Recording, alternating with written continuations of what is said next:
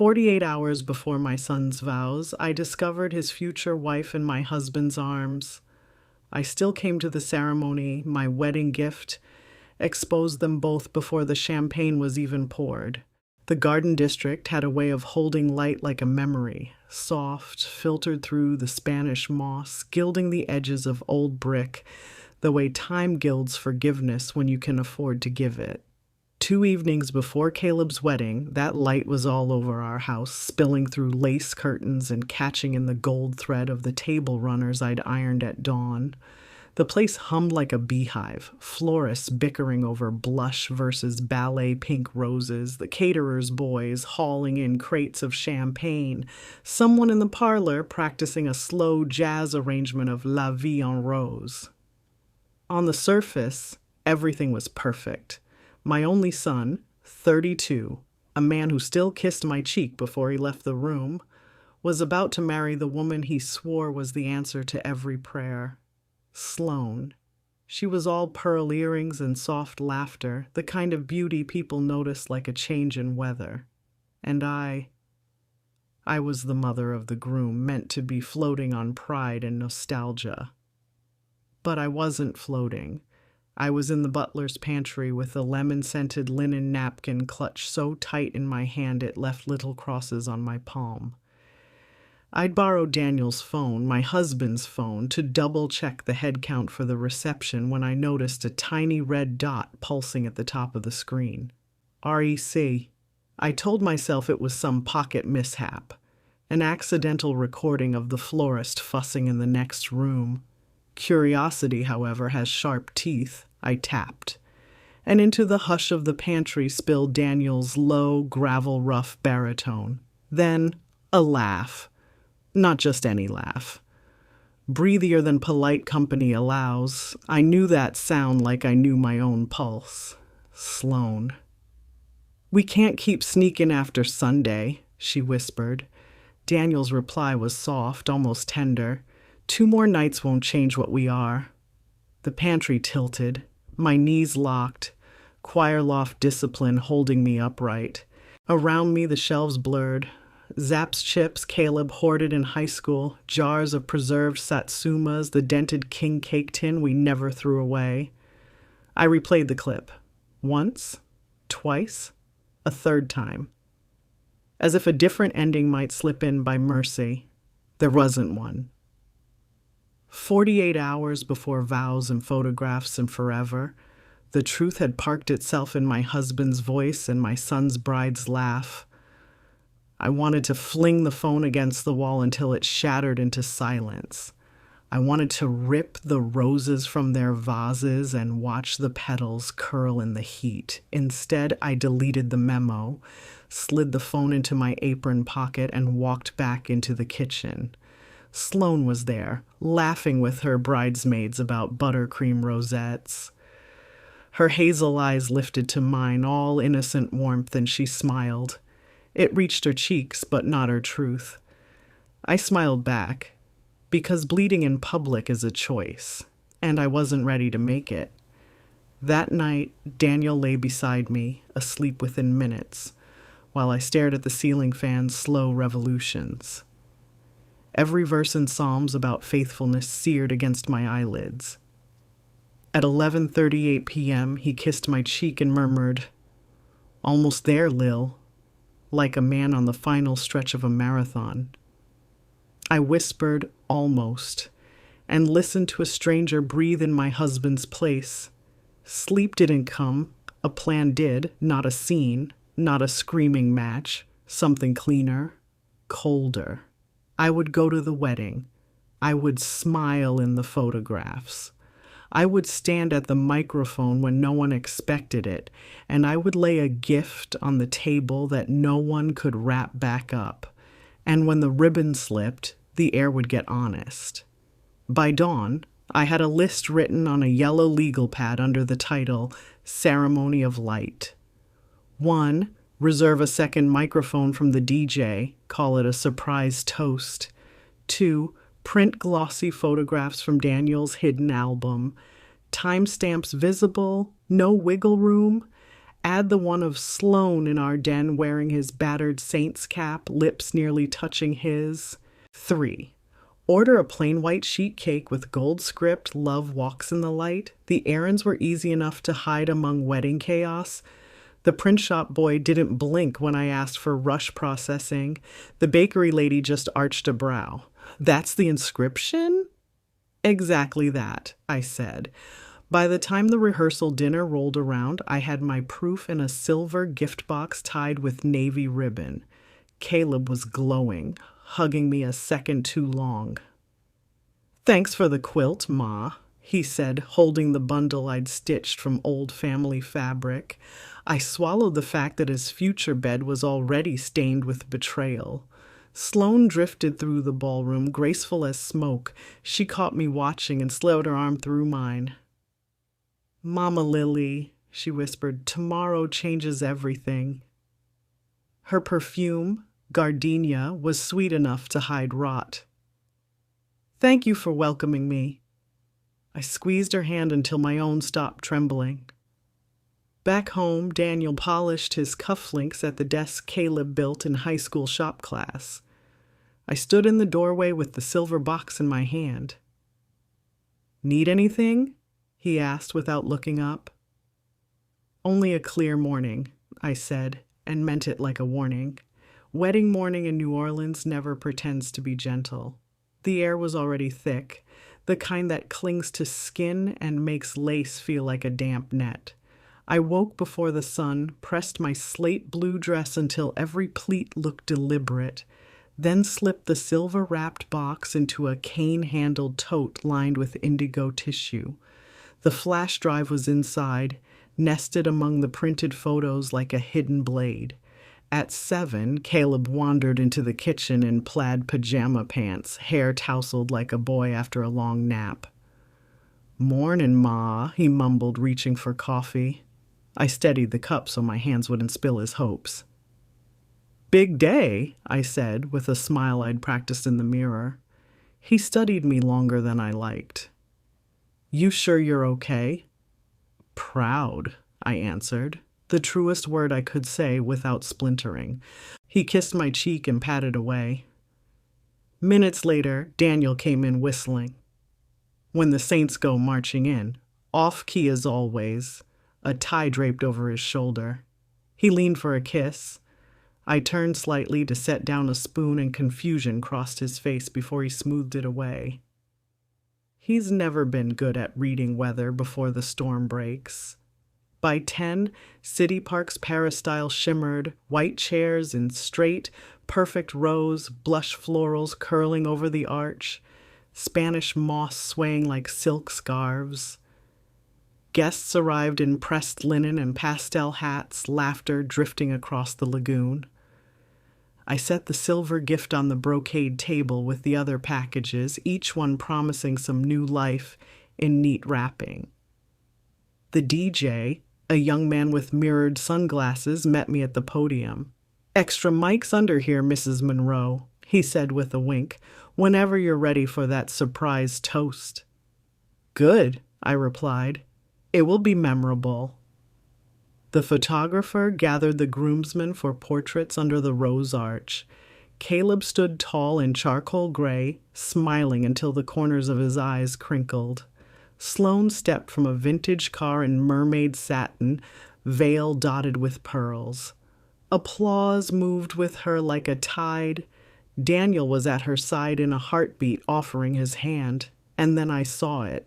The small, intimate circle his thumb traced at her waist, a motion you don't learn in a day. The camera read it as fatherly affection. My gut read it as evidence. Inside the bridal suite, I fastened the clasp on Sloane's grandmother's bracelet. She caught my eyes in the mirror, her voice soft as sugar. "Thank you for loving me like a real mama." For a heartbeat, guilt pricked me. Then I remembered Caleb at 15, hollow-eyed after a cafeteria rumor that nearly broke him. A clean wound heals, a hidden infection takes the whole limb. 5 minutes before the processional, thunder rumbled from nowhere, no clouds in sight. Gulf weather lies like a smiling liar. Sloane stood behind the French doors, veil trembling in the air-conditioned breeze. I slipped into my seat in the front row beside Daniel and pulled on gloves that hid a tiny recorder in the palm. Not because I needed proof, but because listening later can keep you from gaslighting yourself. The music swelled. The doors opened. Sloane glided down the aisle on Daniel's arm, every eye locked on her. At the altar, she kissed his cheek. He placed her hand in my son's. Reverend Whitaker welcomed everyone to a covenant built on love and trust. Trust, I thought, is not a word you should say unless you can keep it. The ceremony unfolded. Corinthians, Ave Maria, candle lighting. Each vow, each forsaking all others, landed like a drumbeat in my chest. Then the Reverend smiled. I now pronounce you husband and wife. Applause. Bubbles. The world moved, as though nothing had shifted, except everything had. Cocktail hour buzzed with jazz and champagne. I sipped water, watching shadows stretch across the terrace. The planner tapped her mic. And now, a few words from our groom's mother, Mrs. Lillian Monroe.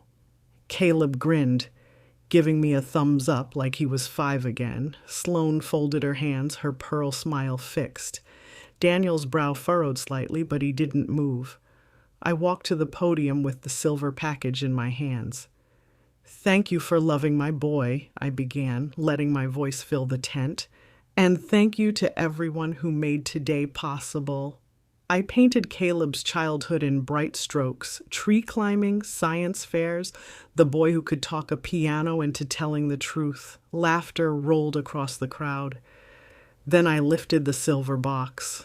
The ribbon caught chandelier light, scattering tiny stars across the ceiling. I brought a blessing, I said, because houses stand only when their foundations don't crack in the sun. I tugged the ribbon. The tissue sighed. I set a framed photo on the podium, Sloane in Daniel's saint's cap, her lips nearly touching his. The air left the room in sharp little gasps. For a heartbeat, the only sound in the tent was the low mechanical hum of the projector. It was such an ordinary sound, yet in that moment it felt deafening, as if it had become the center of the room's gravity. Every guest, every glass, every heartbeat seemed to orbit around it. Then the silence ruptured. It wasn't an explosion, not at first. It was a thin crack, a collective intake of breath that trembled in the air like a drawn bowstring. Someone gasped sharply near the back. The tinkle of a champagne flute shattering on the parquet floor rang out like the first note of an overture no one wanted to hear. Whispered questions flitted from table to table the way startled birds move through trees. I didn't look at Sloane right away. I couldn't. My eyes found my son. Caleb's smile, the one he'd been wearing so naturally only moments earlier, dissolved like ice left too long in the heat. It wasn't gradual. It was a collapse, an implosion, as though some invisible demolition crew had taken down the scaffolding inside him. His eyes darted from me to the framed photo now standing on the podium, then to Sloane, searching desperately for a denial, for the smallest scrap of explanation that could keep his heart intact for just a few seconds more. There wasn't one. I lifted the small black remote from the podium and pressed the button. The screens behind the head table changed, cycling through images. Sloane in our den, wearing Daniel's old saint's cap, Sloane's hand pressed against his chest in a dimly lit corner, the timestamp sitting in the corner of each frame like an unblinking witness. Then the audio file began. Daniel's low baritone filled the speakers, intimate and certain. 2 more nights won't change what we are. A pause. Sloane's breathy whisper, the one I recognized the way you recognize your own pulse. We can't keep sneaking after Sunday. A ripple of sound moved through the room, not unlike the way wind combs through Spanish moss, uneven, unsettling. Guests shifted in their seats. The maid of honor's hand flew to her mouth, knuckles white against lipstick that suddenly looked too bright.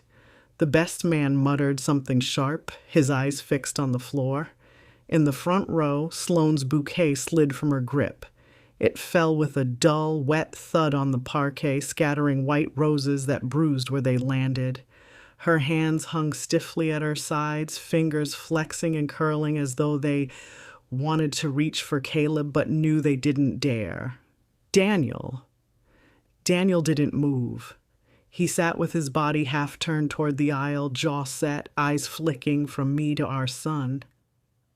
A bead of sweat traced the line of his temple, disappeared into the collar of his shirt, and left him looking as though he'd just stepped out of the Louisiana heat rather than into the cold light of exposure. The last image lingered on the screen longer than necessary, time stretching and warping around it. I let it. This wasn't cruelty, it was clarity, and clarity deserved its moment.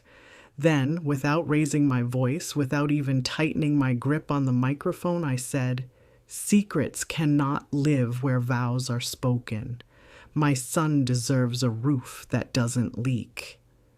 I set the microphone down, careful, deliberate, as if placing it too roughly might shatter the strange electric stillness that had overtaken the space.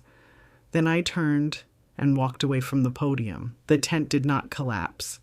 The chairs didn't splinter, the tables didn't upend, but in its own way the room came apart. Conversations sparked and died mid-sentence. Guests leaned toward one another, hands cupped to ears as if conspiracies needed to be whispered even in the aftermath of revelation. Someone made for the exit in sharp, determined strides, their heels striking the ground in a staccato rhythm that carried across the lawn. The jazz trio had frozen mid-song, fingers suspended above strings and keys as though music itself had been made inappropriate by the truth. I pushed through the side flap of the tent into the thick summer heat of New Orleans. The air out here was different, blunt, unfiltered, carrying the scent of magnolia and the faint salt of the nearby Gulf. It wrapped around me, hot and real, as though the earth itself had decided to be honest with me in the way people so often refuse to be. The grass under my heels gave just enough to feel alive. I kept walking until I reached the shade of a live oak, the cicadas droning in lazy, hypnotic rhythm. My breath slowed for the first time in hours. I needed to stand in the open, away from the curated perfection of the wedding, away from the lies that had seeped into its foundation. Behind me, a chair scraped against wood. The sound was small but distinct, and it froze me in place. I didn't turn. Not yet. Then I heard it. "Mom," Caleb's voice. It wasn't the casual tone he used when calling me from the kitchen to ask about the coffee filter.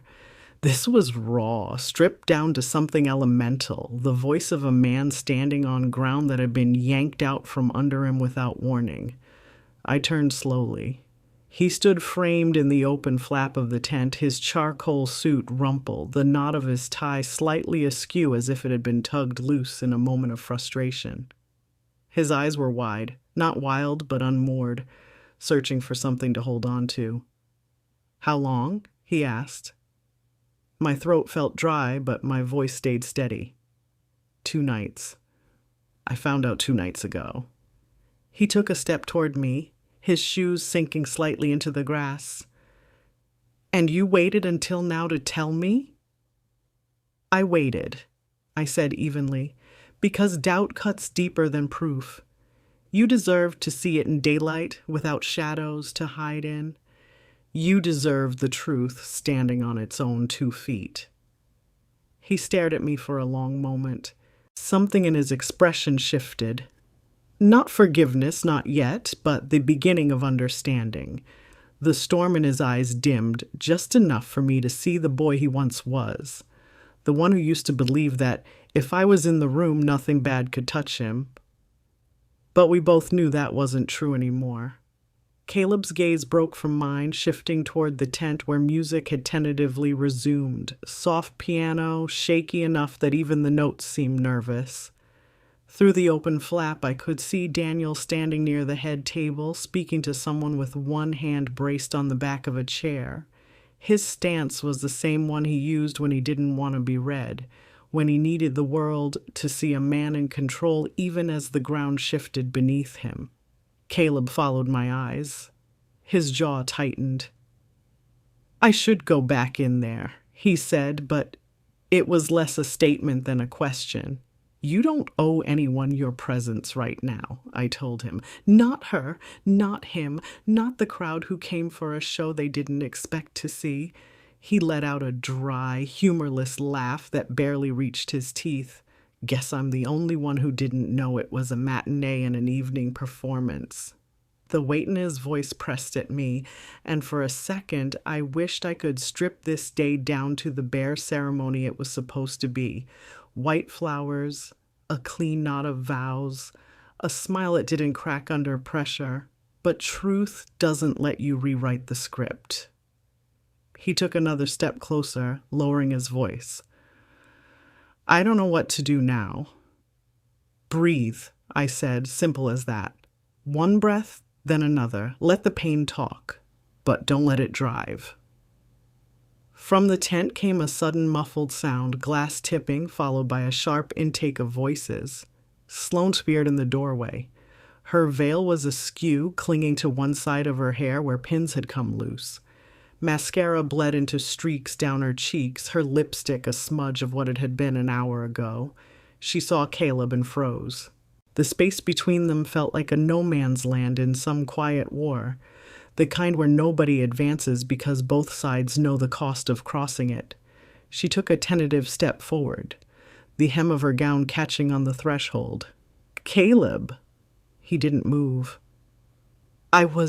She started, then faltered. "It wasn't supposed to." "Save it," he said, his voice flat but not loud. That made it worse somehow. "Whatever you think you can say right now, it won't make me less married on paper or less gutted in reality." Her breath hitched. She looked at me. Maybe for rescue, maybe for judgment. She got neither. After a pause that stretched into something brittle, Sloane slipped the ring box from her hand and set it on the cocktail table beside the tent flap. The tiny click of the lid closing was louder than the chatter inside. She pressed a crumpled tissue to her lips, turned and walked toward the gravel path. I watched her Uber's taillights blink as it pulled away, swallowed by the oaks. Caleb's shoulders sagged. He sank onto the low stone wall that bordered the lawn, leaning forward until his elbows rested on his knees. "She's gone," he said almost to himself. "She was gone before the vows," I reminded him gently. "All you saw today was the paperwork catching up to reality." He rubbed his hands over his face, then let them drop. "I hate that you had to be the one to show me." "I hate that it had to be shown at all." From behind us came measured footsteps on the grass. I didn't need to turn to know who it was. "Lily." Daniel's voice was low, careful, as though even the air might shatter if he spoke too hard. I turned slowly. His tie was loose, the top button of his shirt undone. For a man who usually treated his appearance like armor, it was telling. "You've made your point," he said. "This wasn't a point," I replied. "It was the truth. You just didn't like the lighting I used." He flinched almost imperceptibly. "I won't defend it. I can't. But why here? Why now?" I looked at Caleb. "Would you rather he find out on your timetable, Daniel? Quiet, private, with time for you to edit the narrative?" Daniel's mouth opened, then shut again. He looked at our son, but Caleb didn't meet his eyes. "I've lost you," Daniel said finally, voice rough. "You lost yourself," I thought, but didn't speak it. Instead, I said, "Caleb needs air, so do I." Daniel nodded slowly as though he understood that this conversation had just run out of road. He stepped back toward the tent, but not before glancing once more at Caleb, his expression unreadable. For a long while we sat in the shade, cicadas droning overhead, the summer heat pressing but not suffocating. Guests began to filter past us toward the parking area, some avoiding eye contact, others offering small nods that carried the weight of unspoken approval. Finally, Caleb straightened, his voice steadier. "I'm not going back in there." "You don't have to," I said again. "Good," he replied, "because the only thing left in there is a room full of people who just watch my life change in 30 seconds. We stood together and started toward the side gate, the sounds of the reception fading behind us. Somewhere inside, someone had decided to turn the music up again as though volume could drown out memory. When we reached the driveway, I unlocked the car and opened the passenger door for him. As he settled in, he said, "It's strange. I feel lighter and heavier at the same time." "That's what truth does," I told him. "It takes the weight off your eyes and puts it on your shoulders, but shoulders grow stronger." The engine turned over, the air conditioning beginning to hum. As we pulled away, the peristyle disappeared behind the trees, and with it, the wedding that had ended before it ever began. The drive home was quiet except for the occasional hum of the tires over the uneven streets. New Orleans has a way of swallowing sound. Live oaks leaning low over the garden district, Spanish moss muting even the sharpest horn. Caleb sat with one elbow against the window, his hand covering part of his face like he could block the day from following us. Halfway down Magazine Street, I reached into the center console for a bottle of water and handed it to him. He accepted it without looking, twisting the cap but not drinking. "Feels strange," he said finally, "leaving my own wedding like a guest who slipped out early." "It wasn't your wedding," I reminded him, not unkindly. "It was a ceremony dressed up as one. The difference matters." He gave a short nod, eyes still fixed on the passing storefronts. Antique shops, a bakery with its windows fogged, a couple arguing over a leash and a stubborn beagle. The city went on, indifferent to what had just cracked in ours. By the time we pulled into the driveway, the heat had settled into that late afternoon heaviness that makes every movement feel deliberate. The front porch looked exactly as it had yesterday. Potted ferns lush and overgrown, the brass mailbox lid slightly crooked. Inside, though, the air felt different. Caleb carried nothing but the ring box Sloan had left behind. He set it on the hall table beside a framed photo of him at age 10, grinning through a mouthful of missing teeth. Then he paused, staring at the two images side by side, the boy and the man who'd just been handed the truth in front of 200 people. I need a minute," he said, already moving towards the back of the house. I let him go. Some grief needed its own room. In the kitchen, I leaned both palms on the counter, the granite cool against my skin. The scent of lemon oil still clung from the morning's polish, but it did nothing to clean the ache sitting just behind my ribs. I poured 2 cups of chicory coffee out of habit, set one on the table for Caleb, then realized he probably wouldn't drink it. Footsteps on the porch pulled me from my thoughts. Daniel's silhouette filled the glass of the side door. His suit jacket was gone. His shirt sleeves were rolled to the elbow, exposing the forearms I'd once trusted to hold our whole world steady. I opened the door but stayed in the frame. "Did he come in?" Daniel asked, glancing past me. "He's here," I said. "He's breathing. That's enough for today." Daniel rubbed a hand over the back of his neck. "I didn't want it to happen like that." "It happened exactly like that because you made choices that led there," I replied. His eyes met mine, not defensive, but not yielding either. "I'm not going to pretend I didn't hurt you. I'm not going to make excuses, but Caleb is an adult, I interrupted, one who now has the full picture. Don't ask me to feel guilty for not protecting him from the truth. Daniel's gaze shifted toward the hall where Caleb had disappeared. I'll give him space, he said quietly. I'll give you both space. That's wise, I told him. Space is cheaper than more damage. He stepped back, one foot on the porch, then hesitated. If you need anything. I'll find it, I said, closing the door before he could finish. The lock clicked into place with a sound that felt final. Later, as dusk began to stretch its long fingers through the blinds, Caleb reappeared. He'd changed into jeans and a worn two-lane t-shirt, the one he used to paint his old apartment. His hair was damp, his eyes still swollen. Do we have any leftovers? He asked. I almost smiled. Plenty. The caterer sent half the reception home in boxes. We stood side by side at the counter, unpacking trays of salmon, salad, tiny quiches that looked more appropriate for a brunch that had gone wrong. Caleb filled a plate, then sat at the table, eating slowly, like he was still deciding if his body would accept the food. Was Sloane in love with him? He asked suddenly, not looking up. I can't answer that, I said. I know she was involved with him. I know they hid it. I know neither of those things belongs in a marriage, yours or mine. He pushed the plate away, appetite gone. I feel like I'm supposed to hate her, and him, but mostly I just feel empty. That's normal, I told him. Hate comes easy. Emptiness takes more work to climb out of. For a while, the only sound was the hum of the refrigerator. Then Caleb stood, rinsed his plate, and set it in the sink. I think I'm going to take a drive, he said. Where?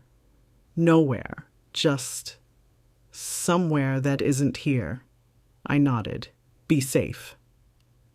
The door shut behind him, and the house settled into a stillness that wasn't peace but wasn't chaos either.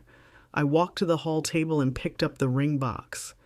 It felt heavier than it should have. I set it inside the top drawer, out of sight, but I knew its weight would stay in the room. When Caleb returned an hour later, his shoulders seemed a fraction straighter. He dropped his keys into the bowl by the door and said, "We should probably talk about what comes next." Yes, I agreed, but not tonight. And for the first time in a long time, we both let a conversation end there. The next morning broke with a pale milk-colored light sliding through the curtains. I woke before the alarm, the way you do when your mind has already begun sorting the day into necessary and avoidable. From somewhere down the hall came the faint clink of dishes. Caleb was awake. I found him in the kitchen, barefoot, hair still rumpled from sleep, stacking the boxed leftovers into more manageable containers. He had the look of someone trying to impose order on chaos, one Tupperware lid at a time. "Morning," I said, taking the coffee pot from its cradle. "Morning," he echoed. His voice was steady, but his eyes didn't quite meet mine. We moved around each other with the quiet coordination of two people who've shared a kitchen for years, passing utensils, rinsing knives, swapping places at the counter without speaking. When the coffee was ready, I poured 2 mugs and slid one toward him. "Got plans today?" I asked. "Maybe," he said, leaning against the counter. "Thinking about going over to Uncle Ray's. He's got that fishing boat. Might be good to just be on the water."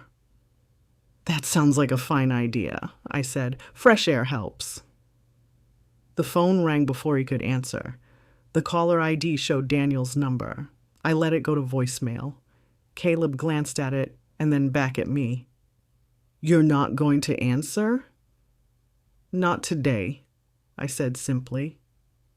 He nodded, and something in his shoulders eased, like he'd been bracing for me to soften too quickly. After breakfast, he headed out with a small cooler and his old baseball cap. I stood on the porch watching him drive away. the September air still carrying a hint of last night's heat. Across the street, Mrs. Landry was watering her azaleas. She gave me a little wave and a look that said she'd already heard more than I wished she had. By mid-morning, the house was too quiet.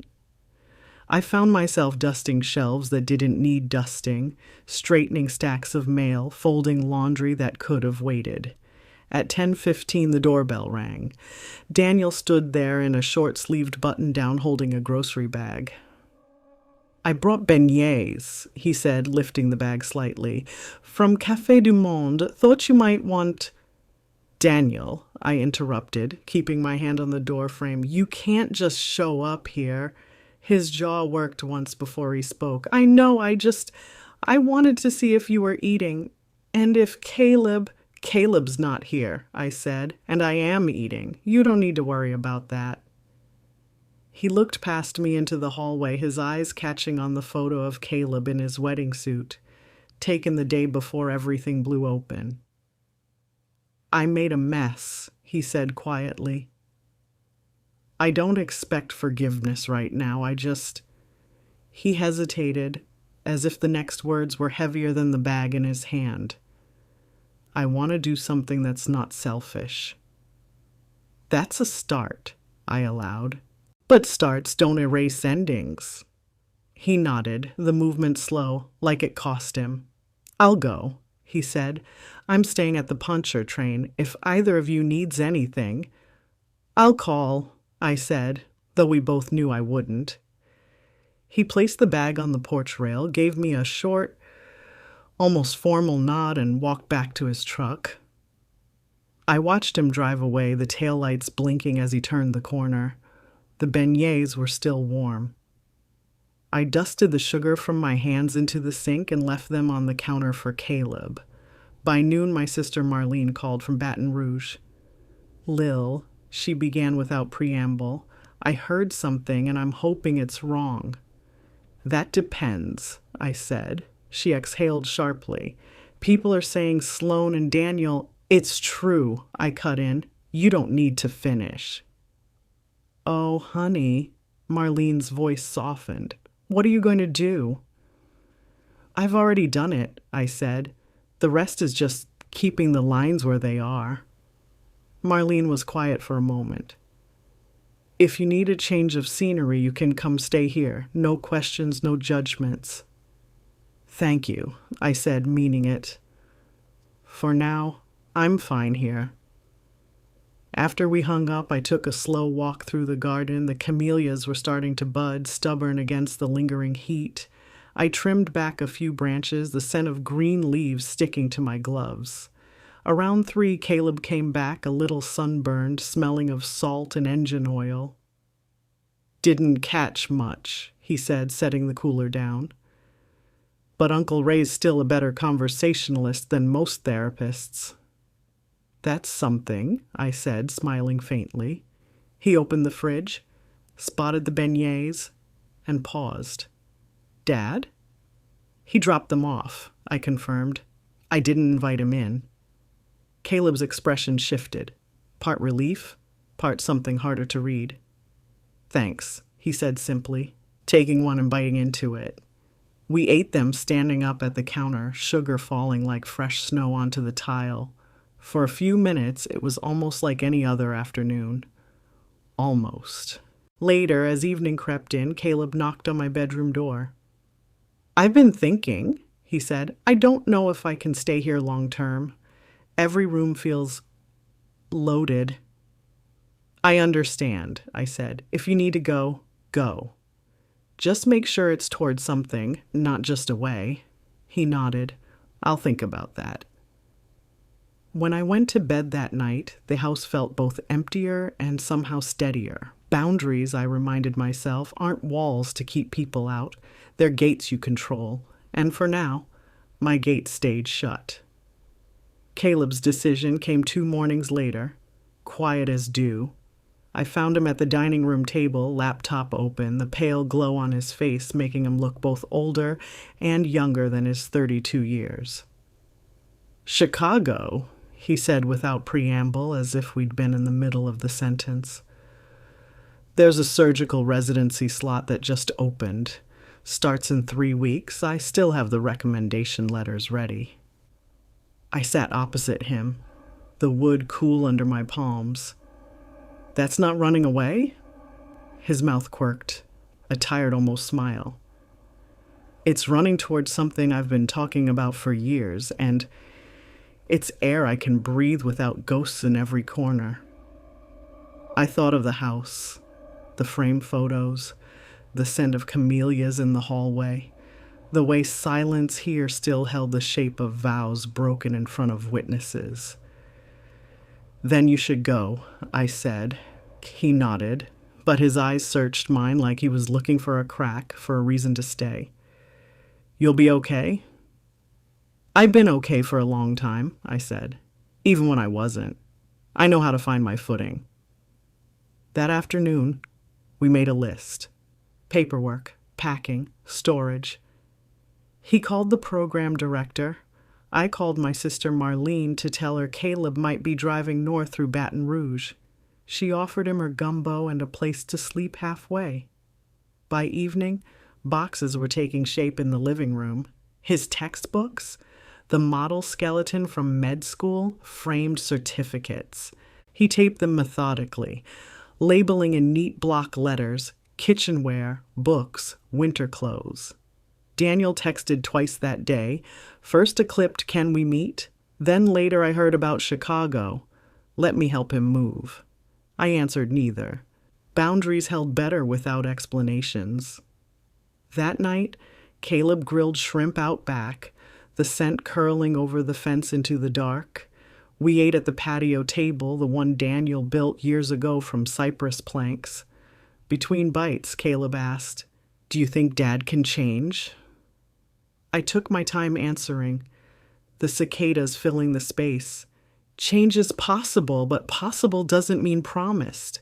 And it never happens just because someone else hopes it will. He nodded slowly. I don't know if I want a relationship with him again. Not now. Maybe not ever. That's your choice to make, I said. And it's one you can revisit when you want. Or never. The next day, Daniel showed up while Caleb was out buying moving supplies. I opened the door just enough to stand in it. Lil, he began, voice rough, I just want to talk about helping him with the move. I think it's better if he decides that himself, I said. If he wants your help, he'll ask for it. Daniel nodded, but disappointment crept into his eyes. I'm working, you know, at Ozanam Inn, kitchens mostly.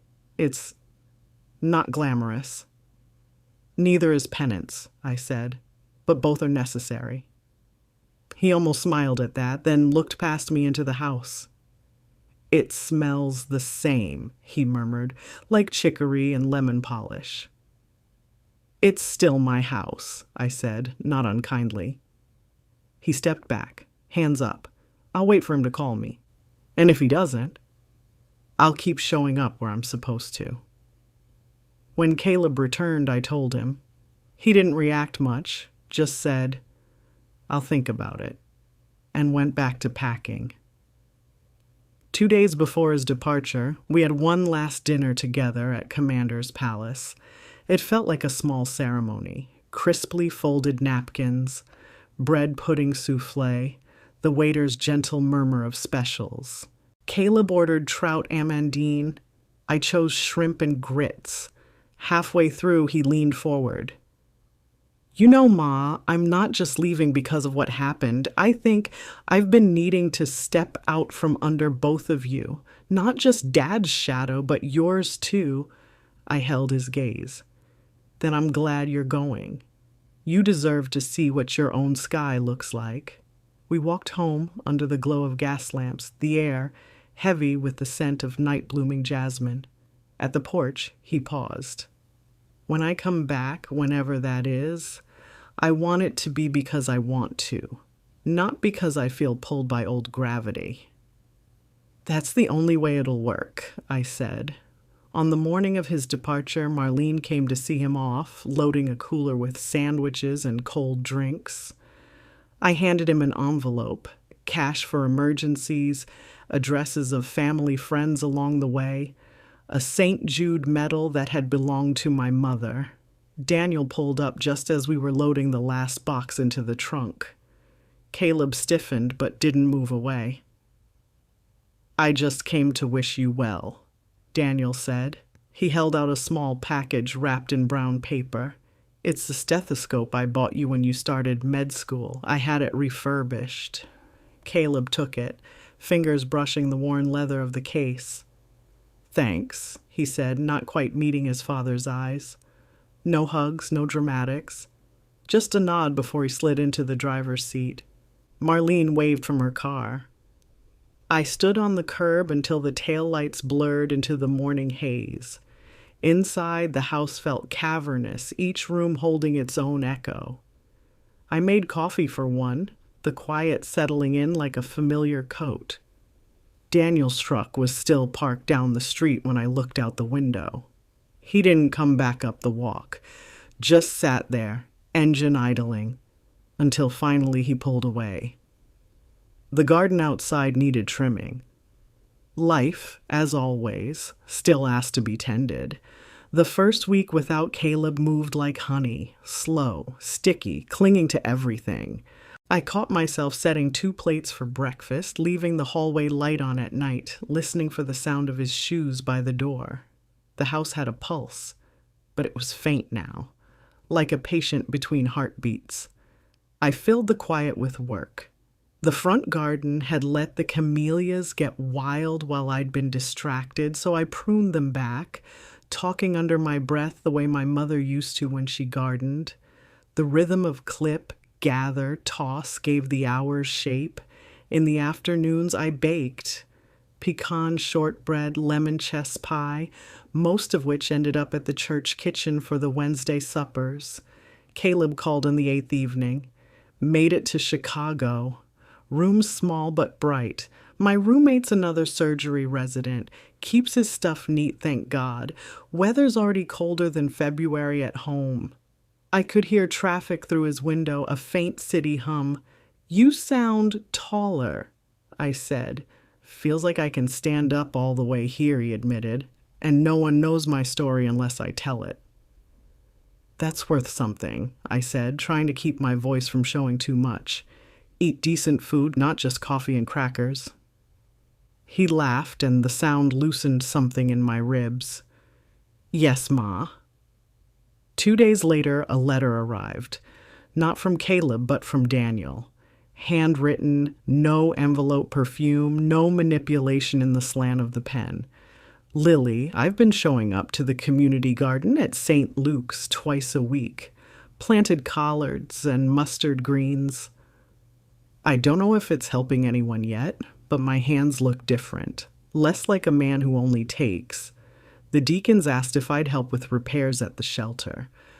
I said yes without thinking, and it felt honest. I won't pretend I deserve your time. I just want you to know I'm working, whether you see it or not. D. I folded it once and set it in the cedar box on my dresser, the one that had begun to fill with his words like a bank for something I wasn't sure I'd ever spend. By the second week, my own rhythms began to surface. Mornings for gardening or errands, afternoons for quilting. Caleb's old shirts became a lap blanket with clean, straight seams. Evenings for reading on the porch, the air cooling just enough for a cardigan. One Sunday after service, Marlene caught up with me. "Saw Daniel helping Miss Ida fix her fence yesterday," she said, testing my face for reaction. "Good," I replied and left it there. I'd learned not to feed gossip, whether it was flavored with malice or hope. Mid-month, Caleb sent a photo, him in scrubs, grinning in front of a bulletin board covered in surgical schedules. The caption read, "Still standing, still learning." I saved it in my phone's favorites. That night, Daniel called. I know you don't owe me a thing, he began, but the shelter's short on volunteers for Thanksgiving week. They're expecting 200 guests. If you can't, I'll understand. I'll be there Wednesday to prep pies, I said, surprising even myself. Don't mistake it for reconciliation. I won't, he said quickly, but thank you.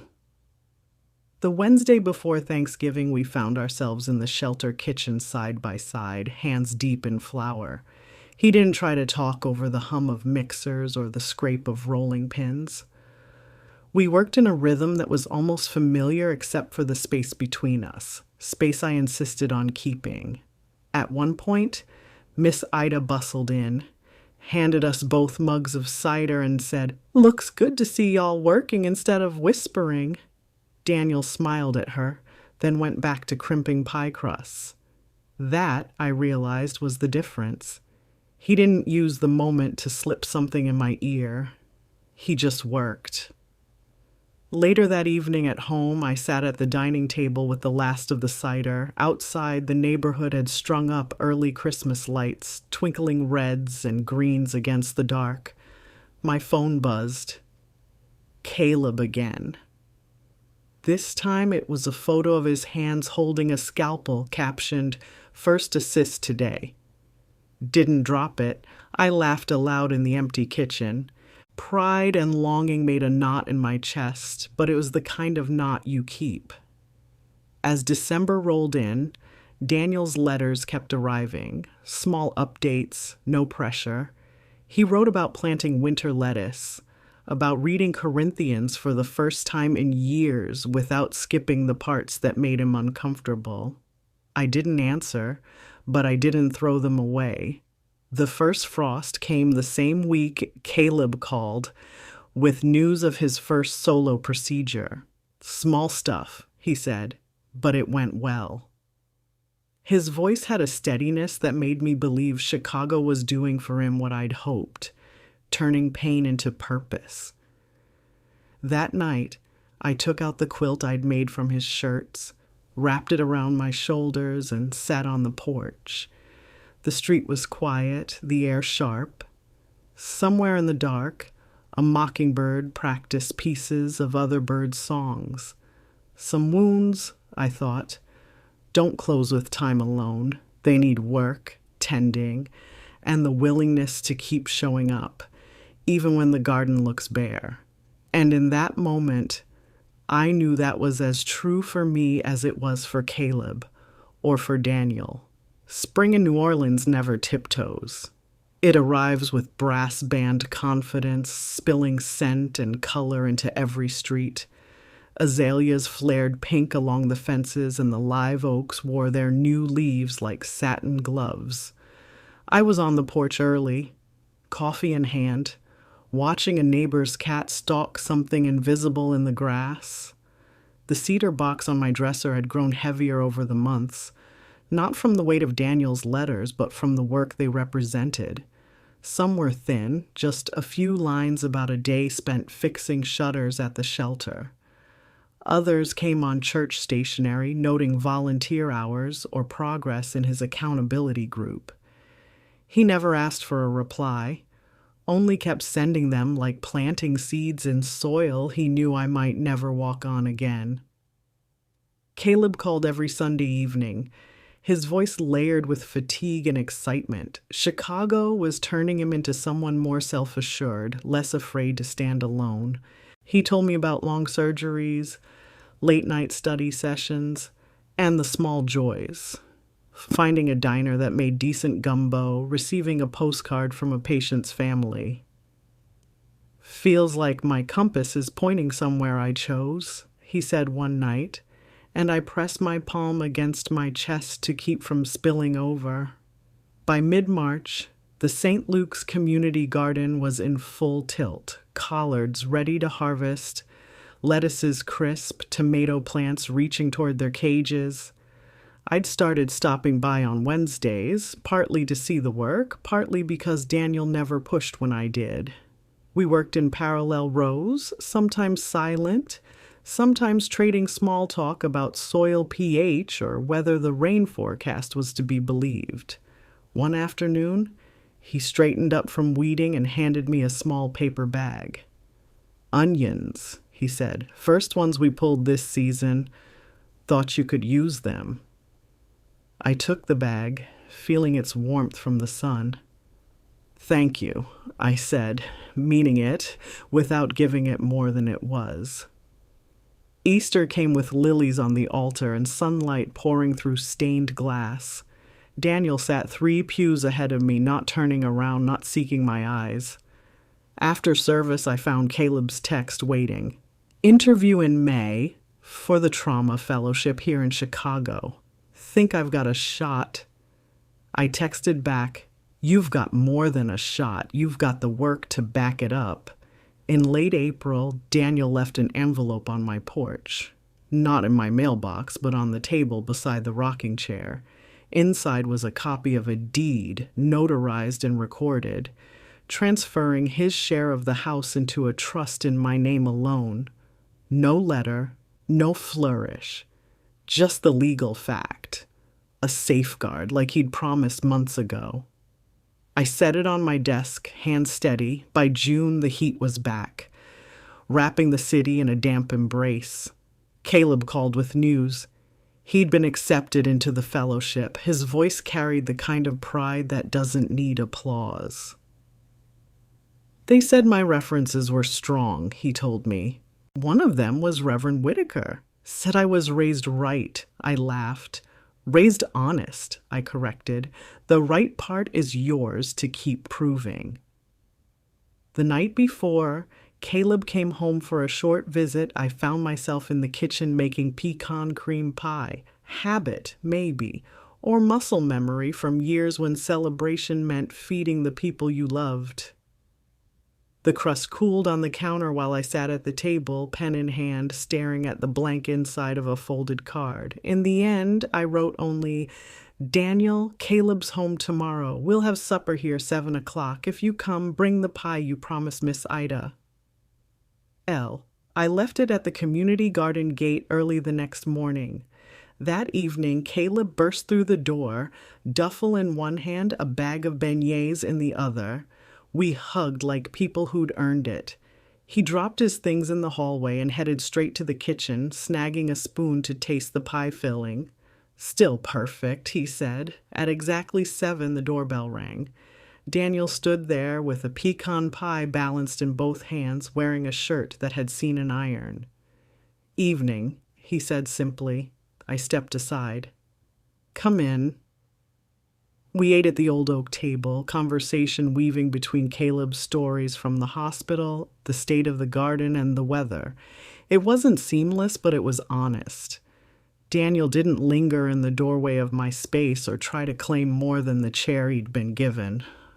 After supper, Caleb leaned back, satisfied. "You know," he said, "I think the hardest part about healing is that it doesn't announce itself. One day you just notice the air's easier to breathe." I met his eyes. "That's the truth." When the dishes were done and Caleb had gone upstairs, Daniel lingered at the sink. "Thank you for letting me sit at your table," he said. "That's not small to me." "It's a seat," I replied. "Whether it stays yours depends on the work you keep doing when no one's looking." He nodded, accepting the terms. "Then I'll keep showing up." That night, after the house quieted, I stood on the porch with a cup of chicory coffee. Fireflies winked in the magnolias. The house behind me held a son who had found his calling, and a man still learning what it meant to keep his word. My life wasn't tied up with a ribbon, but it was mended in ways that mattered.